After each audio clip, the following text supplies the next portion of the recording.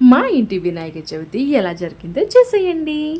ముందుగా నేనైతే ఉదయాన్నే లేచి తలారా స్నానం చేసి వినాయకుడి పూజ కోసం వినాయకుడిని హ్యాపీగా మంచిగా అలంకరించుకున్నాను. ఆలోగా మా అమ్మ ప్రసాదం తయారు చేసేసింది. తర్వాత మా జున్నుగాడిని రెడీ చేసేసాము. మేము కూడా రెడీ అయిపోయి పూజ కోసం ప్రశాంతంగా కూర్చునిపోయామన్నమాట.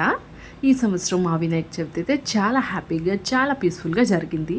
మీ ఇంట్లో వినాయక చవితి ఈ సంవత్సరం ఎలా చేసుకున్నారనేది కామెంట్ సెక్షన్లో కామెంట్ చేసేయండి. ఆ లంబోదరుడి ఆశీస్సులు మాకు ఇంకా మీకు మీ ఫ్యామిలీ మెంబర్స్కి కూడా ఉండాలని కోరుకుంటున్నాను మనస్ఫూర్తిగా. నా ఛానల్ని కనుక మీరు ఇప్పుడే చూస్తున్నట్టయితే ప్లీజ్ సబ్స్క్రైబ్ చేసుకోండి అబ్బా. మీరు సబ్స్క్రైబ్ చేసుకుంటే నాకు కూడా బూస్టప్ అవుతుంది. ఇంకా మంచి మంచి వీడియోస్ కూడా నేను చేయగలుగుతాను. ఓకే. ఆ తర్వాత పూజ కంప్లీట్ చేసుకుని మంచిగా మా జున్నుతో హ్యాపీగా టైం స్పెండ్ చేసాము కాసేపు. తర్వాత ఉండ్రాల పాయసం తిని మా పూజనైతే కంప్లీట్ చేసుకున్నాము.